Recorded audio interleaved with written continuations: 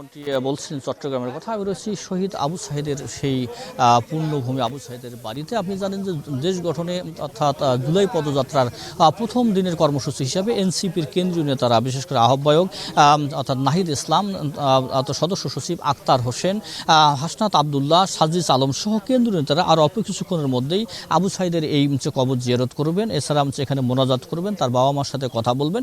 অল্প কিছুক্ষণের মধ্যেই সেই জুলাই অর্থাৎ যে পদযাত্রা, সেই পদযাত্রার যে কর্মসূচি আজকের প্রথম দিনে অর্থাৎ সারাদিনই কর্মব্যস্ত সময় পার করবেন কিন্তু এই এনসিপির নেতারা। তারা গাইবান্ধায় যাবেন, এরপরে রংপুরের যে শহরে বেশ কিছু পদসভায় তারা অংশগ্রহণ করবেন। তাদের কিন্তু একটাই দাবি যে জুলাই যে সনদ তারাই কিন্তু পাঠ করবেন, এমনটাই বলছেন। তো আমরা এখানে এসে তার বাবা মা, আবু সাঈদের বাবা মার সাথে কথা বলেছি, ভাই বোনদের সাথে কথা বলেছি। তারা কিন্তু বলছেন যে চেতনা নিয়ে অর্থাৎ আবু সাঈদ যে গুলিবিদ্ধ হয়ে নিহত হন, সেই চেতনা থেকে অনেক দূরে রয়েছে সরকার। কারণ হচ্ছে যে 16 তারিখে আবু সাঈদ দিবস পালন করার কথা থাকলেও সেই দিবস যেহেতু পালন হচ্ছে না, সেটি নিয়ে কিন্তু তারা কিন্তু অত্যন্ত হতাশ। আরেকটি বিষয় বলে রাখি যে আবু সাঈদের সহপাঠী থেকে শুরু করে অর্থাৎ এখানকে যারা তার স্বজনরা রয়েছেন, সকলেরই দাবি যে অর্থাৎ কোটা সংস্কারের যে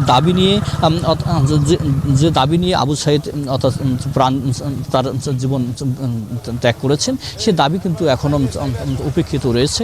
পাশাপাশি আবু সাঈদের বাবা যেটি আমাদেরকে বলেছেন যে এই অর্থাৎ আবু সাঈদের যে যারা খুনি রয়েছে তাদেরকে মাত্র 4 জন কারাগারে রয়ে, বাকি কিন্তু তারা গ্রেপ্তারের বাহিরে রয়েছে। তাদেরকে দ্রুত গ্রেপ্তার করতে হবে।